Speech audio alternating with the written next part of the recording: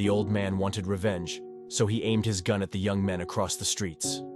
They were opening a bottle of champagne. The old man aimed directly on the bottle, then pulled the trigger. The bottle cracked instantly. The movie begins with an old man, Ivan Afonin, playing chess with his friends on the corner of the street. He is having fun with them while his granddaughter, Katya Afonin, comes into the street. Ivan is a World War II veteran and is her only family, and she lives with him in this small town. In a nearby flat, 3 bored young boys, Vadim Pashutin, local businessman Boris Chukhanov, and student Igor Zvorigin live. They kill time by designating Wednesdays as a day of sexual gratification and hiring a professional girl. On this particular Wednesday, they fail to acquire one and decide to resort to a random female passerby instead. The boys are rowdy and spoiled and hit on the neighborhood girls with no fear of consequences. When she comes near her neighborhood, they see her and they think of a way to lure the girl upstairs.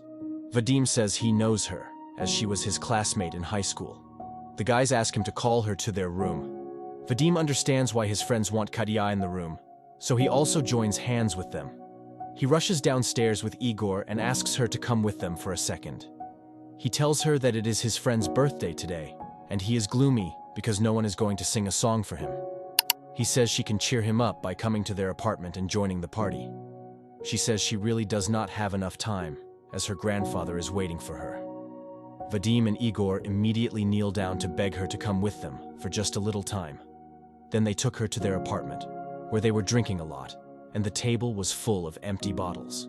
Katya becomes uncomfortable watching those bottles. Boris offers her a glass of beer to drink. Vadim tells them she was a very good singer in the school, so Igor requests her to sing a song for their birthday boy. When she begins singing, Vadim secretly poured a shady liquid into the cup that she didn't find out about. When she completes the song and the drink, she gets up and tries to walk outside, but she feels dizzy and sits back again. After some time, the boys take her to another room and surround her. Soon, the 3 men revealed their true nature to her. Their intentions are finally clear to her, but Katya can do nothing to defend herself. Boris pushes her to the bed and tears her clothes, while the other guys hold her down. Next, something indescribable happens for multiple hours. When the boys get bored and she has given up on trying to resist, they finally let her go. Vadim gives her some money and says they will meet alone again, but she is so traumatized that she does not say anything to him. The girl threw the money on the road and went home desperately, where her grandpa was cutting the bread. She stumbled back home and closed the door before she dared to cry. Seeing the niece crying beside the door, he quickly ran over to comfort her. He asks her what happened, but she could not say anything. The girl kept crying and not answering. Ivan saw the bruises on his granddaughter's legs, and he instantly understood everything. A few moments later, the girl finally told him what happened. Ivan pretends to be strong and helps his granddaughter back to her room. He then grabs the axe and leaves the apartment to chop up those 3 assaulters. But just as he got downstairs, his neighbor Jack sees that Ivan is angry.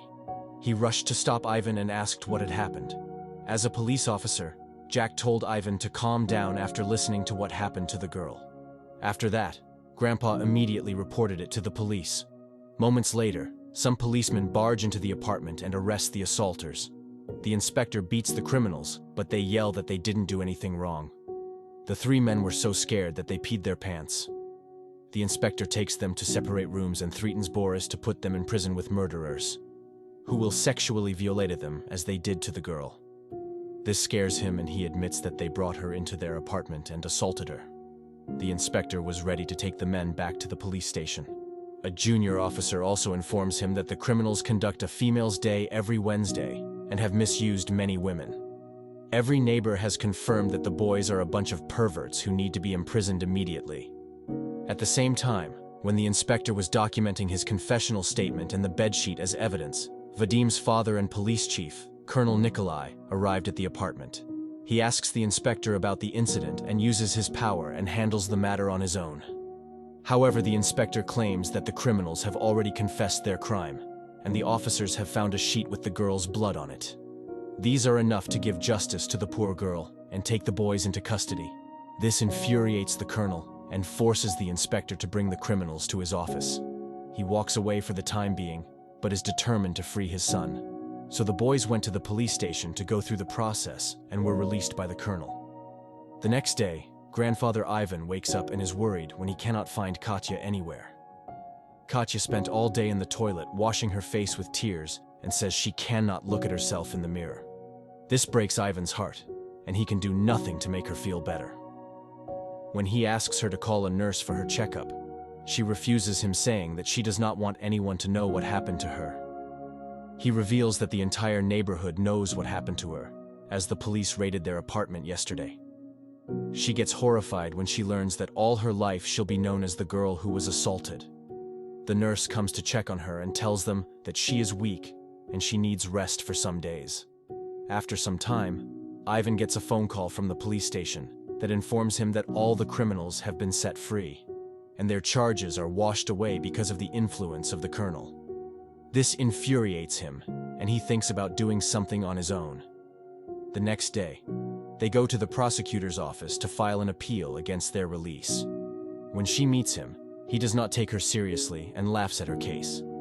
The prosecutor was actually bribed by the police chief, Colonel Nikolai. He accuses her of being too friendly with the guys and believes that she went to their apartment on purpose.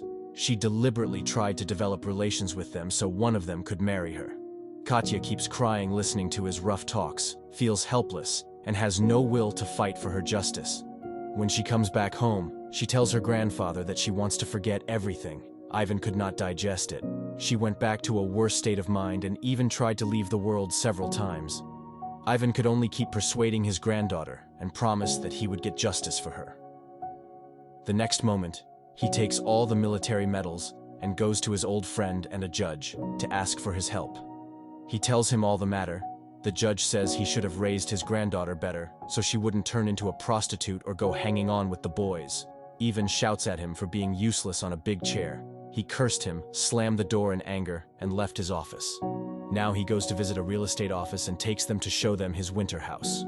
He sells that house for some money and plans to use the money to take revenge. In the next scene, when he returns home, Katya tells him that Vadim's father had come to meet her, and he gave her an envelope of money. Ivan snatches that envelope and runs to Nikolai's house. He throws the envelope in his face. After some time, Katya informs him that her aunt has left them the keys to her apartment to take care of her birds. Ivan goes to the said apartment and inspects that the boys' apartment is right in front of them.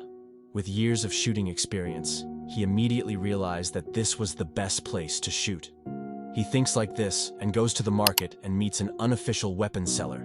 He tries to sell him pistols and revolvers, but he asks for a rifle. The dealer seems nervous and says he does not have anything like that.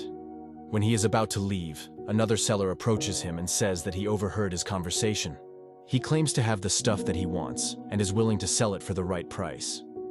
They take him to a secret warehouse where the sellers show him several guns. A specific sniper rifle Ivan liked, and he buys it. When he returns home, Ivan sees that Katya's mother has returned from abroad with a new boyfriend. She gives them gifts and seems genuinely happy to be back. She also urges her daughter to forget what happened and live life happily.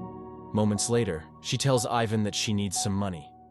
Ivan figures out that she only returned to ask for money and not for Katya. When he refuses to give her the money, she threatens to take money from Vadim's father instead. Ivan gets angry and asks her to leave the house and orders her to never show her face again, while he secretly transfers the rifle to the aunt's apartment. The next morning, he goes to his neighborhood friends playing chess in a park. And when he sees the boys entering their apartment, he goes to Katya's aunt's apartment. Ivan found the right spot and pointed the gun at the three men. The boy in the middle was holding the champagne between his legs. The moment he pulled out the cork, Ivan pulled the trigger. He shoots Vadim right in the middle of the legs, castrating him instantly. He didn't want to kill them directly, he wanted them to live unhappily. Then Ivan quickly picks up the bullet cover that had fallen on the ground.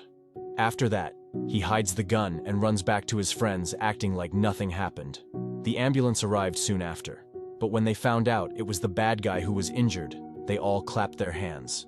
Because the case involved the son of the police chief, so the police chief immediately came to the scene to investigate.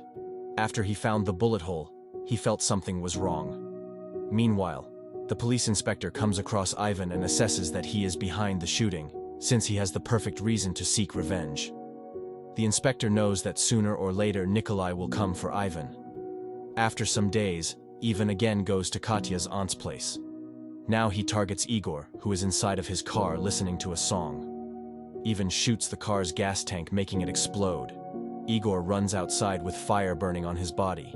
People nearby rush to save him, but the accident causes the entire lower half of his body to get severe burns.